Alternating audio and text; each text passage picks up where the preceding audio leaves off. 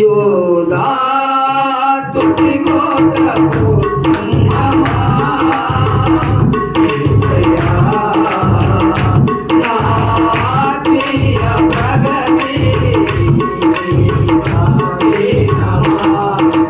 నీవే కదా నా ఆరాధన స్తుతి ఆరాధన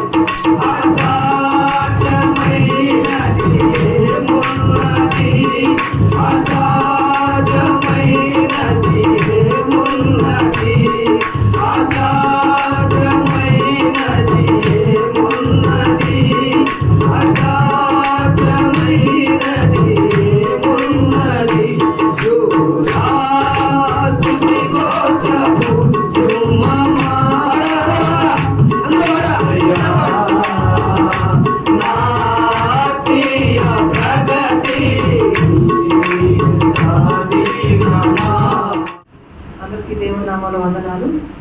మరి మరొక ఆదివారం విశ్రాంతి దినాల్లోకి మనందరం ప్రవేశించడానికి దేవుడు మన కృప చూపించాడు. అందునిమిత్త దేవునికి స్తోత్రములు. మరి యొక్క దినమున మరి మన ఒక హెచ్చరికపు మాటలు కానీ లేకపోతే మన జీవితాన్ని సరి చేసుకునే మాటలు కానీ మనము దేవుని దగ్గర నుంచి విందాం. ఈరోజు సౌలు జీవితాన్ని నుంచి మనము సౌలు యొక్క మొదటి స్థితిని ఈ వారం నేర్చుకుందాం.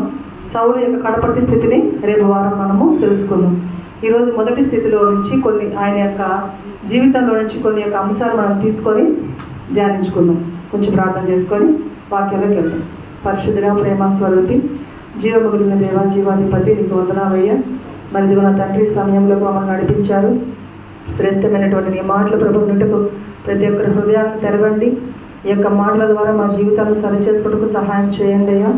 తండ్రి ఇది ఏ విధంగా ప్రభావ మీరు ఈ యొక్క సౌలు జీవితంలో నుంచి మాతో మాట్లాడబోతున్నారు. ప్రతి ఒక్క బిడ్డకు ప్రభావ అర్థమవులాగా సహాయం చేయమని, అర్థమవు రీతిగా చెప్పేటువంటి జ్ఞానం నాకు దయచేయమని ప్రభు ఆ యొక్క మాటలు మా హృదయంలో ఉంచుకుంటూ సహాయం చేయమని యేసు నామమున అడిగి వేడుకుంటున్నాను పరమ తండ్రి, ఆమేన్.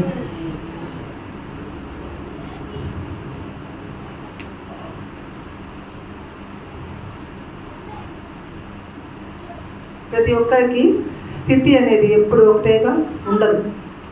మన స్థితి అనేది మారిపోతూ ఉంటుంది. మొదట మన స్థితి కొద్దిగా ఉన్నా మనం వెళ్ళే కొద్ది ఆ యొక్క స్థితి పెరుగుతూ ఉంటుంది. లేకపోతే మొదట మన స్థితి చాలా కొద్దిగా ఉన్నా వెళ్ళే కొద్దీ ఆ యొక్క స్థితి అనేది తగ్గిపోతూ ఉంటుంది. కాబట్టి స్థితిని ఎప్పుడు మనము హృదయంలో పెట్టుకోవాలి. ఒకవేళ మన స్థితి ఈరోజు కొద్దిగా ఉండి రేపటి దినాన మనం గొప్ప వాళ్ళమైనప్పుడు మనం వచ్చిన ఈ యొక్క స్థితిని మనము మర్చిపోకూడదు. ఆ యొక్క స్థితిని మనము గుర్తుపెట్టుకొని దాన్ని అనుసరించి మనము ముందుకు వెళ్ళాలి. ఒకవేళ రేపు మనం గొప్ప వాళ్ళైనప్పుడు కూడా మన మొదటి స్థితిని మనము మర్చిపోయే వారంగా ఉండకూడదు. లేదు ఈరోజు మనం గొప్పగా ఉన్నాము, మనము చాలా తక్కువ స్థితికి వెళ్ళిపోయినా కూడా దేవుడు మళ్ళీ ఆ స్థితికి నన్ను తీసుకొస్తాడు, ఈ యొక్క నా చిన్న స్థితి కొద్ది కాలమే అని మనము దిగులు పడాల్సిన అవసరం లేదు. ధైర్యంతో ముందుకు సాగితే మరలా మన మొదటి స్థితికి దేవుడు మరలా రప్పిస్తాడు. కాబట్టి ఏ స్థితిలో ఉన్నా కూడా మనము దేవుని స్తుతించాలి. ఏ స్థితిలో ఉన్నా కూడా మనము దేవునికి మనము విరోధులుగా ఉండకూడదు. గొప్ప స్థితి అయినా చిన్న స్థితి అయినా. అటువంటి స్థితిలో నుంచి వచ్చిన సౌలు జీవితము ఎలా ముందుకెళ్ళింది, ఆయన ఎలా ఆశీర్వదింపబడ్డాడు, ఆ యొక్క జీవితంలో నుంచి మనం ఏం నేర్చుకోలేనిది 1 సమూయేలు గ్రంథం 9-10 అధ్యాయాల్లో మనం ఈరోజు నేర్చుకున్నాం. 1 సమూయేలు 9-10 అధ్యాయాలు మొదలు నేను చదువుతున్నాను. అఫియాకు పుట్టిన బెకోరతు కుమారుడైన సెరోరుకు జననమైన అబియేలు కుమారుడగు కీషు అను బెన్యామీనుడొకడు ఉండెను. కీషు భాగ్యవంతుడగు ఒక బెన్యామినీయుడు. నేనెవరంట? కీషు అని ఆయన భాగ్యవంతుడు. అంటే సౌలు ఏ కుటుంబం నుంచి వచ్చాడు? ఒక ఉన్నతమైన కుటుంబం నుంచే వచ్చాడు. కానీ బెన్యామీను గోత్రం అనేది చాలా చిన్న గోత్రం. దాని గురించి మనము చదువుకునేటప్పుడు వస్తుంది. అతనికి సౌలు అను ఒక కుమారుడు ఉండెను. అతడు బహు సౌందర్యము గల యవ్వనుడు. ఇక్కడ ఏమంటున్నాడంటే ఈయన సౌలు ఎలాంటి వాడంట? చాలా అందమైన వాడు అని చెప్తున్నాడు. ఈరోజు ఈ అందమైన వాడి గురించే అదే సమూయేలు గ్రంథం 3వ అధ్యాయంలో 3వ వచనంలో ఒక మాట రాసి ఉంటుంది, చూడండి. 9:2వ వచనం.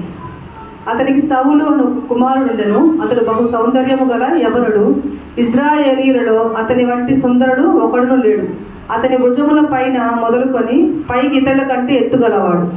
ఈ భుజముల పైన కొంచెము పైకి ఎత్తుగా ఉంటాడంట. ఆయన ఎలా ఉంటాడు? భుజముల వరకు పైకి ఎత్తుగా ఉంటాడు. అందగాడే, కాకపోతే అందరిలా కాదు. ఇజ్రాయేల్ ఎంత అందమైన వాడు లేడు అని చెప్తూనే ఎలా ఉంటాడంటే భుజముల నుంచి పైకి ఎత్తుగా ఉంటాడు. కొంతమంది హైట్ చూసినప్పుడు భుజముల హైట్ చూసుకుంటారు. ఈ భుజం ఎక్కడ ఉందో ఈ భుజాన్ని మనం బేస్ చేసుకొని హైట్ చూసుకుంటాం. తల మెడ కొంతమంది పొడుగ్గా ఉంటుంది. సో అలా ఈ సౌలుకి ఎలా ఉందంట? కొంచెము పైకి ఉందంటే. దాని గురించి 10వ అధ్యాయంలో 23వ వచనంలో ఒక మాట రాసుంటాడు ఈ యొక్క రూపం గురించి. వారు పరిగెత్తుకుపోయి అక్కడి నుండి అతని తోడుకొని వచ్చిరి. అతడు జనసమూహంలో నిలిచినప్పుడు భుజముల పైన మొదలుకొని ఇతరుల కంటే ఎత్తుగలవాడుగా కనబడాను. అందరిలో వచ్చి నిలబడినప్పుడు ఎలా కనిపిస్తున్నాడంట? ఇతరుల కంటే అందరిలోకి పొడుగు ఒకటేగా ఉన్నాయి. ఇక్కడ పైన నుంచి ఒకటేగా ఉన్నాడు. ఈ పైన ఎత్తుగా ఉన్నాడు. అందరిలోకి విచిత్రంగా కనిపిస్తున్నాడు. అందగాడైనప్పటికీ విచిత్ర రూపము కలిగినటువంటి సౌలు. ఈరోజు మనం కూడా చాలామంది అందంగా ఉన్నారనుకుంటే ఎట్లా ఉండాలనుకుంటాము? తెల్లగా ఉండాలి, బాగా అందరిలో బాగా కనిపించాలి కదా. సౌందర్యము వ్యర్థము, అందము మోసకరం అని బైబిల్ సెలవిస్తుంది.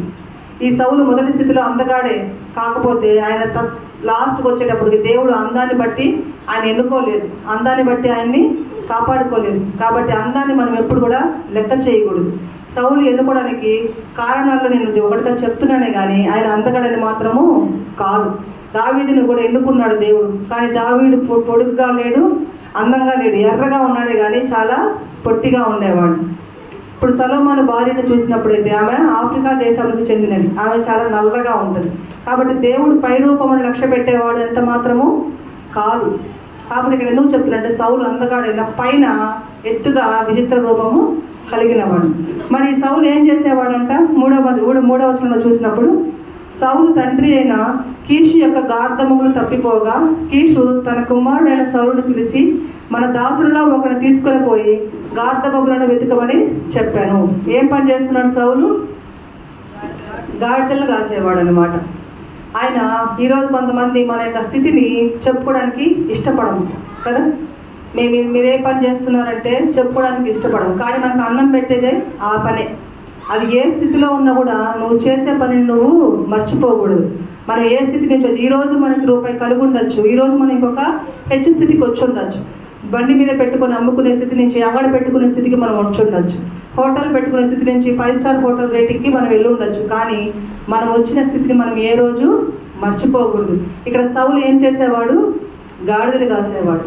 ఈ యొక్క స్థితిని మనం మర్చిపోకూడదు, గుర్తుపెట్టుకోవాలని ఇక్కడ అది పనిగా సౌలు గురించి చెప్తున్నాడు. గాడిదలు కాసేవాడు సౌలు. మనము ఇది ఒక బైబిల్ క్వశ్చన్లా కూడా గుర్తుపెట్టుకోవచ్చు. సౌలు యొక్క జీవిత చరిత్ర వచ్చినప్పుడు కానీ, సౌలు ఏ పని చేస్తున్నాడు అని చెప్పుకునేటప్పుడు కానీ సౌలు గాడిదలు కాసేవాడని, సౌలును అందగాడని మనం గుర్తుపెట్టుకోవాలి. ఎందుకంటే సౌలు ఎవరు? ఈరోజు మనం సౌలు గురించి చదువుకుంటున్నాం. సౌలును మనం ఏ విధంగా గుర్తుపెట్టుకోవాలి? ఇశ్రాయేలీయులకు మొదటి రాజు సౌలు.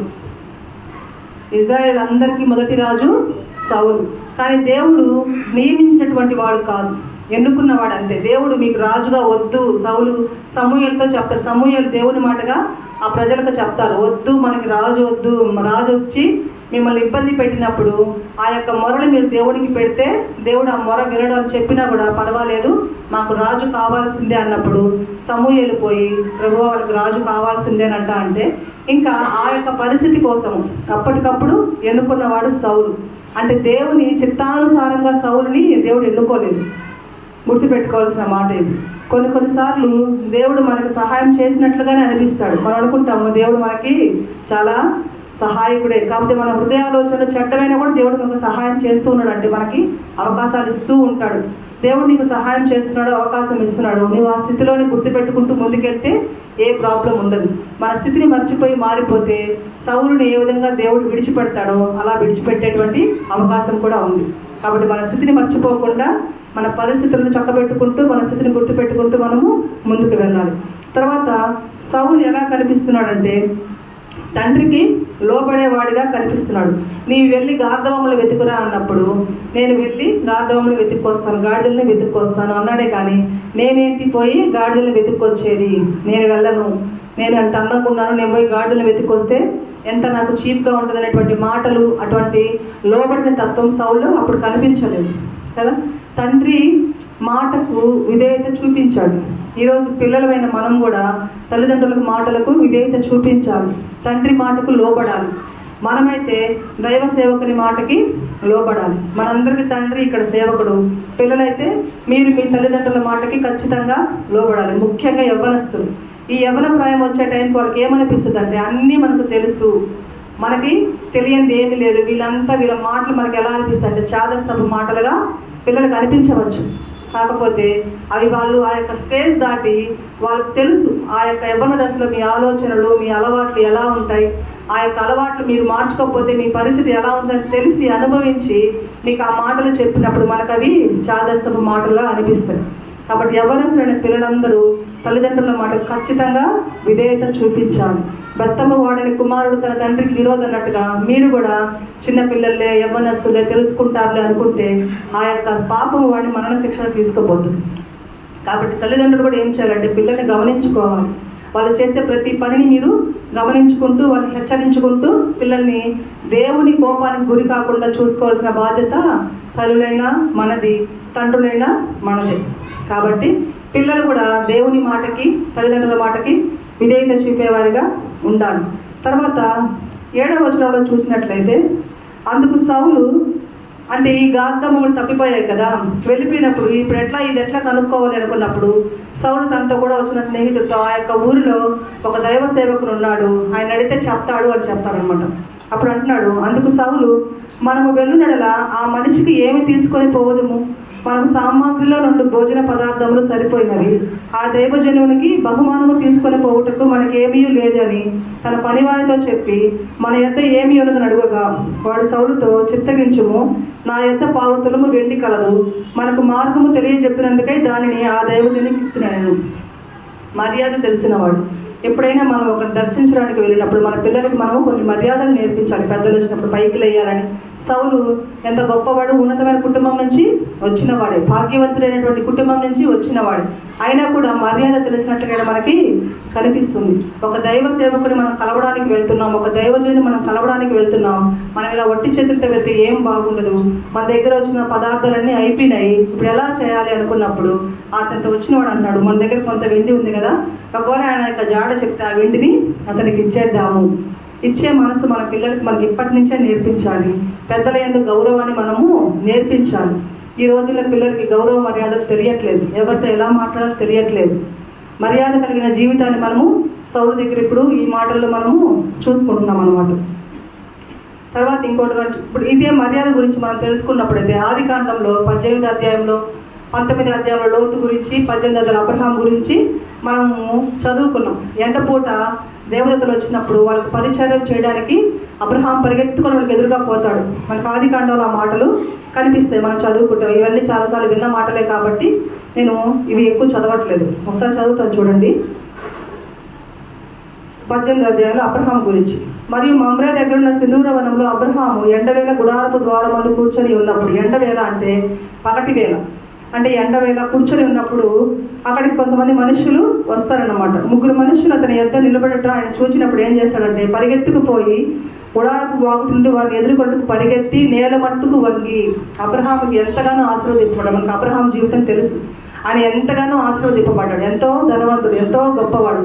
కానీ నేల మట్టుకు వంగి, మర్యాద తెలిసిన వాళ్ళు ఎప్పుడైనా కూడా మన స్థితిని మర్చిపోవాలి. మొన్న ఎవరో చెప్పారు, మా అమ్మే అనుకుంటాను, సతీష్ కుమార్ అంకుల్ అంటే ఫ్లైట్లో పోతూ ఉన్నాడంట.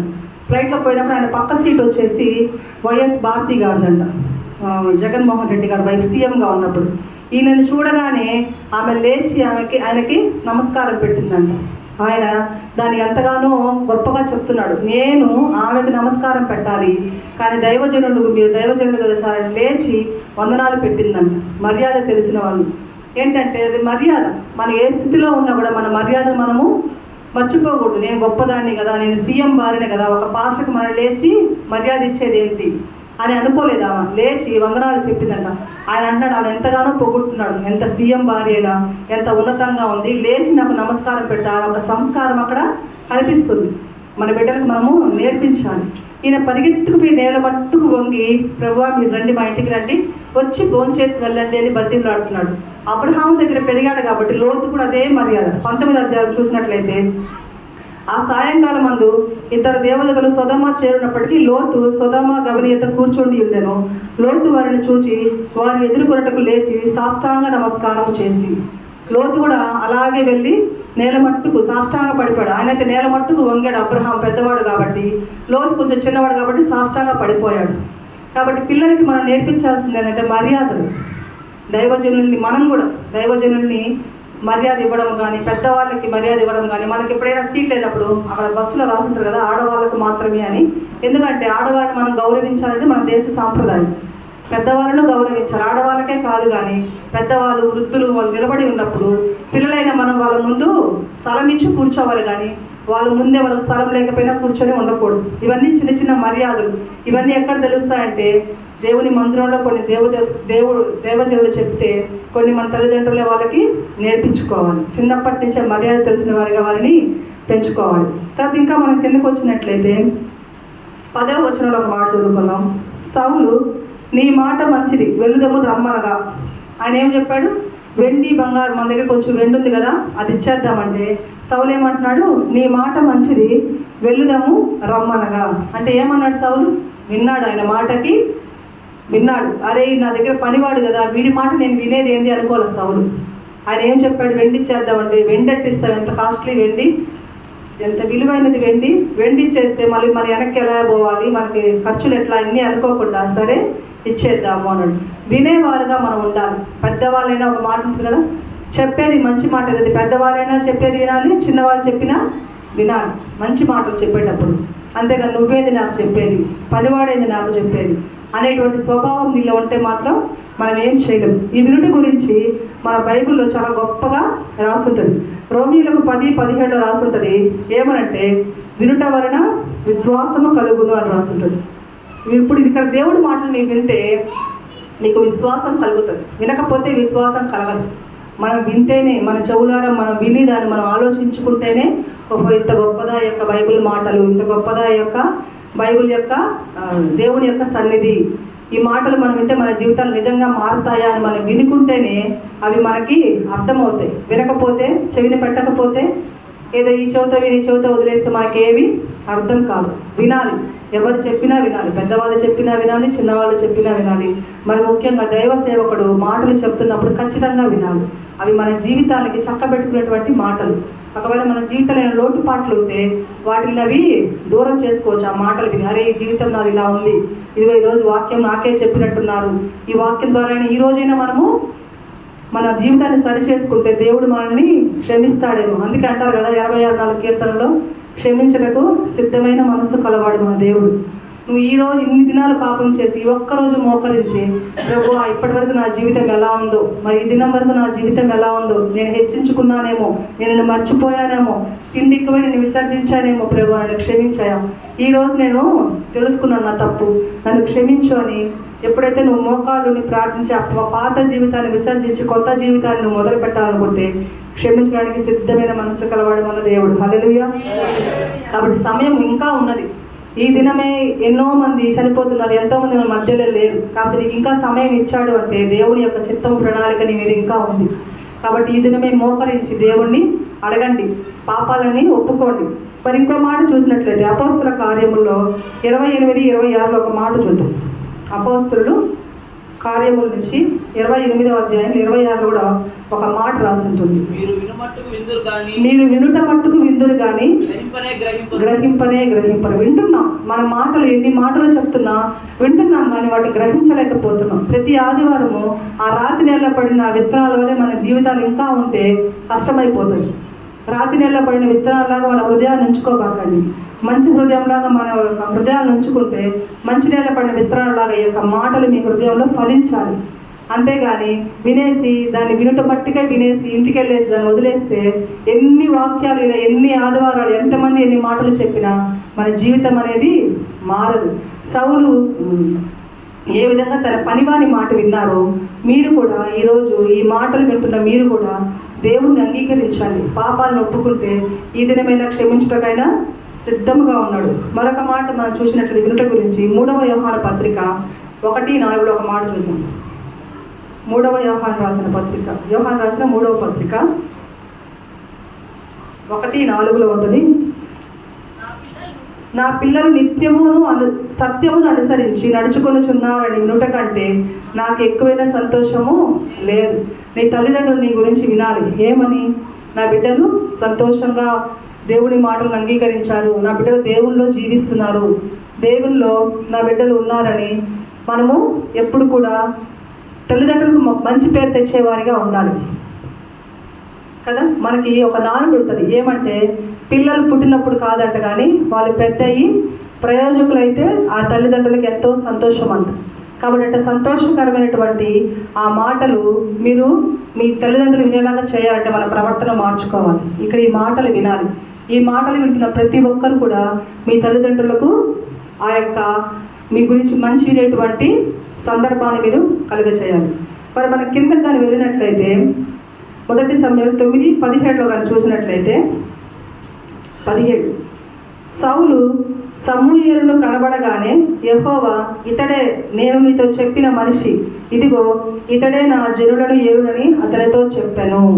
సౌలును చూడగానే సమూయేలుతో దేవుడికి ఒక స్వరం వినిపిస్తుంది, దేవుని మాటలు, ఇదిగో ఇతడే నేను కోరుకున్న వ్యక్తి. అంటే సౌలు దేవుని దృష్టిలో ఉన్నాడు. అంటే ముందుగానే ఏర్పాటు చేసుకోండి, ఇతని గురించే నేను మీకు చెప్తున్నాను. అలాగా నీవు నేను కూడా దేవుని దృష్టిలో ఉండాలి. ఎప్పుడైతే నీవు నేను దేవుని దృష్టిలో ఉంటామో మనకి ఎన్ని కష్టాలు వచ్చినా, ఎన్ని ఇబ్బందులు వచ్చినా, ఎన్ని ఇరుకులు వచ్చినా మనకి ఏ అపాయము కలగదు. హల్లెలూయా. ఎందుకంటే దేవుని దృష్టిలో నీవు నేను ఉన్నావు. అందరిలో ఒకరిలాగా మనము ఉండకూడదు. దేవుని దృష్టిలో మనం ప్రత్యేకింపబడిన వారమై ఉండాలి. అందుకే దేవుడు తన సేవకులకి కొన్ని పేర్లు పెట్టుకుంటాడు. మోషేకి ఏం పెట్టుకున్నాడు? నా ఇల్లంతటిలో నమ్మకస్తుడు కదా. సంఖ్యాకాండం 12:17 ఆ మాట ఉంటుంది, 12:7 ఆ మాట ఉంటుంది. అలాగే అబ్రహాము యెషయా 41:8 చూడండి ఆ మాట అబ్రహాము గురించి, నా స్నేహితుడైన అబ్రహాము అని ఉంటుంది. యెషయా గ్రంథం 41:8 వ్రాయబడి ఉంటుంది అన్నమాట అబ్రహాము గురించి. నా సేవకుడైన ఇజ్రాయేలు, నేను ఏర్పరచుకున్న యాకోబు, నా స్నేహితుడైన అబ్రహాము. దేవుని దృష్టిలో నీవు ఉండాలి కదా. నా ఇల్లంతటిలో నమ్మకస్తుడు, ఎంత గొప్ప మాట అది మోషే గురించి. ఇక్కడ ఏమంటున్నాడు? నా స్నేహితుడైన అబ్రహాము.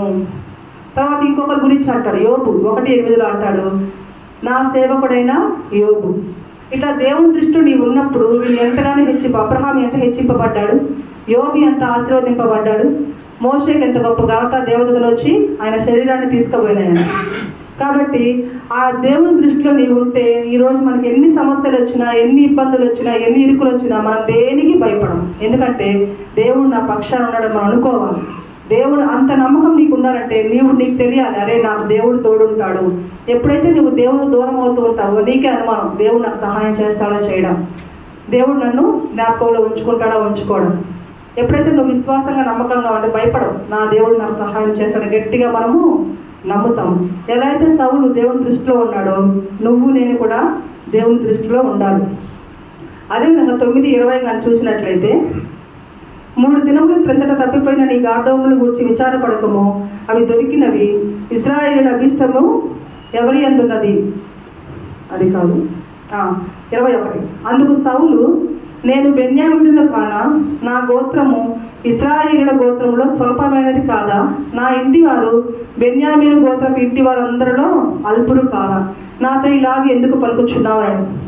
సమూయేలు దేవుడు నిన్ను ఇట్లా హెచ్చింపబోతున్నాడు, నిన్ను ఆశీర్వదింపబోతున్నాడు అని చెప్పినప్పుడు ఆయన యథార్థంగా ఒప్పుకుంటున్నాడు. ఆయన గొప్పవాడే, కానీ ఆయన ఏమంటాడు, నేను చాలా స్వల్పమైన గోత్రంలో నుంచి వచ్చాను, నా కుటుంబీకులందరికీ ఉన్న గోత్రంలోకి స్వల్పమైన వాళ్ళు, మీరు నన్ను ఎన్నుకుంటున్నారా? నేను బెన్యామీనుడను. మనం ఈరోజు మన యొక్క కాస్ట్ చెప్పుకోవడానికి సిగ్గుపడతారు కొంతమంది, మన స్థితి చెప్పుకోవడానికి సిగ్గుపడతారు, యథార్థత లేకుండా ఉంటారు. క్రిస్టియన్స్ అని చెప్పుకోవడానికి, క్యాస్ట్ పక్కన పెట్టండి, క్రిస్టియన్స్ అని చెప్పడానికే సిగ్గుపడుతున్న రోజుల్లో మనం వచ్చేస్తున్నాం కదా. నేను మొన్న చెప్పాను పుచ్చలపల్లి సుందరయ్య గారి గురించి. ఆయన రెడ్డి అయినా కూడా ఆ రెడ్డిని తీసి పక్కన పెట్టేశాడు. ఆయన రెడ్డి అని పిలిపించుకోవడానికి ఇష్టపడలేదు. కాబట్టి ఈరోజు మనం క్రిస్టియన్స్ అని చెప్పడానికి సిగ్గుపడతాం, బైబిల్ చేతిలో పట్టుకొని రావడానికి సిగ్గుపడతాం, బైబిల్ పట్టుకుంటే క్రిస్టియన్స్ అని తెలిసిపోతారని సిగ్గుపడతాం. కొంతమంది అయితే నల్ల స్టిక్కర్ పెట్టుకుంటారు, ఏంటంటే బొట్టు లేకపోతే అదొక చిన్న చూపు అనమాట. కానీ ఇక్కడ ఒప్పుకుంటాడు యథార్థంగా, నేను బెన్యామీనుడను, అల్పమైన వాడను, నా కుటుంబీకులు ఈ గోత్రాలన్నింటిలోకి చాలా స్వల్పమైన గోత్రము, అంటే నేను చాలా తక్కువ జాతి నుంచి వచ్చాను, అంటే తక్కువ గోత్రం నుంచి వచ్చాను, నేను చాలా తక్కువ వాడను, నేను నన్ను హెచ్చించడానికి నేను ఎంత మాత్రపు వాడను యేసయ్యా అని యథార్థంగా ఒప్పుకుంటున్నాడు సౌలు. ఈరోజు మనం కూడా మన స్థితిని ఒప్పుకోవాలి, అందరికంటే ముందుగా దేవుణ్ణి ఒప్పుకోవాలి. అందరి ముందు ఏమాత్రం సిగ్గుపడకుండా సువార్త చెప్పాలి. చెప్పగలమా? నలుగురిలో ఈరోజు చెప్పలేకపోతున్నాం. నలుగురిలో ముసుగేసుకోవాలంటే సిగ్గు. ఈరోజు ఇది ఒక ఫ్యాషన్ అయిపోయింది, ముసుగు లేకుండా పాటలు పాడడం, ముసుగు లేకుండా దేవుడి మాటలు చెప్పడం. ముసుగు లేకపోతే దేవుడు ఏం చెప్తాడంటే, నీ యొక్క జుట్టును, నీ యొక్క తలను బోడిగుండిగా చేస్తానంటున్నాడు. బోడిగుండిగా అంటే, బోడిగుండి అంటే ఎంత అవమానం స్త్రీకి. ముసుగు లేకపోతే కూడా అంతే అవమానం. ముసుగు లేకుండా ఎవ్వరు దేవుడిని ఆరాధించకండి, ముసుగు అనేది ఉండాలి. ఒకవేళ మాకు ఇట్లా ముసుగులు అందకపోతే ఒకటి దొరుకుతున్నాయి తెల్లది, అది కట్టుకోవడానికి మళ్ళీ నామోషి. కాబట్టి దేవుణ్ణి ఆరాధించడం యథార్థంగా మనం ఆరాధించాలి, మనం తగ్గించుకోవాలి, నేల మట్టుకు తగ్గించుకోవాలి. ఇందాక అబ్రహాము, లోతు ఎలా అయితే సాష్టాంగపడి నేల మట్టుకు తగ్గించుకున్నారో వారు హెచ్చింపబడతారు. తగ్గింపు జీవితం అనేది మనకి క్రైస్తవునికి ఉండాల్సిన మొదటి లక్షణాల్లో కొన్ని ఉంటాయి. ప్రార్థనా జీవితం, దేవునికి ఇతరులకు సహాయం చేసే జీవితాలు, ఇట్లాగా అందులో ప్రాముఖ్యమైన మొదటి 5 తీసుకుంటే అందులో ఖచ్చితంగా తగ్గింపు జీవితం అనేది ప్రతి క్రైస్తవునికి అవసరమై ఉన్నది.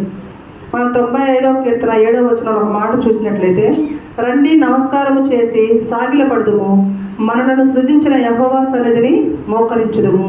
తగ్గింపు జీవితం కలిగి ఉండాలి. సాగిలపడేది పక్కన పెట్టండి, మోకరించడానికి కూడా ఈరోజు మనకి బలహీనతలు ఉన్న వాళ్ళు మోకరించలేకపోవచ్చు, కానీ మోకరించగలిగి కూడా అంటే రెక్లెస్, అంటే కేర్లెస్నెస్ అనమాట. ఏంటి మోకాళ్ళు వేసే దేవుని సన్నిధిలో ఏమేస్తాం లేదు. చిన్న యవ్వనస్తులు కూడా చిన్న మోకాళ్ళు వేస్తున్నారు, యవ్వనస్తులైన పిల్లలు కూడా మోకాళ్ళు వేయడం లేదు. బంతులు వారు వేసుకొని ఎప్పుడు కూడా దేవుని సన్నిధిలో ప్రార్థించకూడదు, అది చాలా తప్పు. చిన్న మోకాళ్ళైనా వేయండి, పెద్ద మోకాళ్ళైనా వేయండి, పాస్టర్ గారు ఎప్పుడు చెప్తుంటారు. లేదా లేచి నిలబడి ప్రార్థన చేయండి, కానీ పద్మాసం వేసుకొని కూర్చొని ప్రార్థన చేయకండి. అది తగ్గింపు జీవితానికి సాదృశ్యం కాదు. మోకాళ్ళు ఉండే జీవితం, దేవుడు నీకు శక్తి మేరకు ఇచ్చినంత వరకు మోకాళ్ళు, నీ శక్తి చాలకపోతే చిన్న మోకాళ్ళు, అది చాలకపోతే లేచి నిలబడండి. తగ్గింపు జీవితాన్ని మనం అలవాటు చేసుకుంటే దేవుడు మనల్ని హెచ్చిస్తాడు. దేవుడు ఎందుకు వాడే తగ్గించుకోడు. నరుడిగా ఈ లోకానికి వచ్చాడు, వచ్చిన తర్వాత శిష్యుల పాదాలను కడిగాడు. ఇంకా నువ్వు నేనెంత, శిష్యుల పాదాలను పట్టుకొని శిష్యుల పాదాలు కడిగి తగ్గింపు స్వభావానికి ఆయన ఎలా మాదిరి చూపించాడో నువ్వు నేను కూడా తగ్గించుకోవాలి. యథార్థంగా ఉండేటువంటి జీవితాన్ని మనము కలిగి ఉండాలి. ఇంకా ఆఖరా కానీ చూసినట్లయితే మొదటి సమూయేలు 10:13 చూసినట్లయితే, అతడు ప్రకటించు చాలించినది ఉన్నత స్థలమునకు వచ్చి అంతటా అతడు ప్రకటించుట చాలించి ఉన్నత స్థలమునకు వచ్చాను. ఈ ఉన్నత స్థలం అనేది ఏంటంటే మనం ముందుగా చదివినట్లయితే ఈ యొక్క దైవ జనులు, ఈ యొక్క ప్రవక్తలు, ఈ యొక్క గొప్ప సేవకులు ఎవరు కూడా ఉన్నత స్థలంలో ఉంటారు. ఎవరైనా ఎక్కడికి వెళ్ళారయ్యా పాస్టర్ గారు ఎక్కడికి వెళ్ళారు, దైవజనుడు ఎక్కడ పోయారంటే అది అమ్మ ఉన్నత స్థలానికి వెళ్ళారు, కాసేపు వెయిట్ చేయండి వస్తారు అంటే ఉన్నత స్థలం అనేది కొంతమందికే ఏర్పరచబడేటువంటి స్థలం అది. ఈ యొక్క సౌలు ఆ యొక్క సమూయేలు అంటున్నాడు, రా మాత్రం కలిసి మాట్లాడుకున్నాము, దేవుడిని హెచ్చింపబోతున్నాడు, నేను రాజుగా పెట్టబోతున్నాడు అన్నప్పుడు యథార్థంగా అన్నీ ఒప్పుకున్న తర్వాత నేను ఇంత నా యొక్క గోత్రం చాలా స్వల్పమైనది కదా, అయినా దాని దేవుడు నన్ను హెచ్చించబోతున్నాడా, నన్ను ఎన్నుకున్నాడా అని చెప్పి ఇద్దరు మాటలు చాలించిన తర్వాత ఎక్కడికి వెళ్ళారంట, ఉన్నత స్థలానికి వెళ్ళారంట. హల్లెలూయా. దేవుడు సౌలుని, ఇంత తగ్గింపు కలిగిన సౌలుని దేవుడు ఉన్నత స్థలానికి తీసుకెళ్ళినట్టుగా మనం చూసాం. దేవుడిలో మనము మన స్థితి ఎట్లా ఉన్నా కానీ, మన పరిస్థితులు ఏవైనా కానీ, సౌలు జీవితాన్ని ఈరోజు మనం ధ్యానించుకున్నప్పుడు మనకు అర్థమైంది ఏంటంటే, ఒక గాడిదలు కాచుకునేటువంటి సౌలుని తీసుకొచ్చాడు. ఆ గాడిదలు తప్పిపోయినప్పుడు తన దాసుని నుంచి వెతకమని చెప్పి పంపించినప్పుడు తండ్రి మాటకి లోబడిన వాడిగా కనిపించాడు. గార్ధములు ఎట్లా ఎతకాలి, ఎక్కడ ఎతకాలి గాడిద అన్నప్పుడు మనం ఆ దేవ సేవకుని కడగబోతే ఆయన చెప్తాడన్నప్పుడు తన దాసుని మాటకు లోబడ్డాడు. తర్వాత మర్యాద తెలిసిన వాడు కనుక దైవ సేవకునికి ఏం తీసుకుపోదాము అని అనుకున్నప్పుడు మన దగ్గర ఏమీ లేదు, వెండి మాత్రమే ఉంది, అది ఇచ్చేద్దామన్నప్పుడు వెండి ఇద్దాము అని తన దాసుని మాట విన్నట్టుగా మనకి కనిపించాడు. వినే స్వభావం. అలాగే దేవుని దృష్టిలో ఉన్నట్టుగా సౌలు ఈరోజు మనము ధ్యానించుకున్నాం. మనము అలాగే యథార్థత, తగ్గింపు జీవితాన్ని తెలుసుకున్నాము. ఇవన్నీ కలిగి ఉన్న సౌలును దేవుడు హెచ్చించినట్టుగా చూచాము. కాబట్టి నువ్వు నేను కూడా ఇవన్నీ కలిగి ఉన్నాం. మాట వినేవారుగా ఉందాము, మన స్థితిని మనం మనసును ఉంచుకుందాము, మర్యాద తెలుసుకుందాము, ఎలా ప్రవర్తించాలి మనం తెలుసుకుందాము, మన బిడ్డలకు నేర్పించుకుందాము. ఎవరు ఏం చెప్పినా మంచి మాటలు వినేటువంటి వారుగా మనం ఉందాము. దేవుని దృష్టిలో ఉండడానికి ప్రయత్నం చేసుకుందాము. తగ్గింపు, యథార్థత జీవితం మనం కలిగి ఉన్నప్పుడు ఆఖరాన దేవుడు మనం ఏం చేస్తాడంట, హెచ్చిస్తాడు. కొంచెం టైం పట్టచ్చు. నీ స్థితి ఎప్పుడు ఉన్నతంగా ఉంటుంది. ఎట్లా ఒకరి ముందు చేయి చాపేవాడిగా కాకుండా ఇచ్చేవాడిగా వస్తాడు, కానీ మనకి మేడలు, మిద్దెలు, అంతస్తులు ఇచ్చేవాడిగా కాదు. ఉన్నత స్థితి అంటే అట్లా ఊహించుకోబాకండి.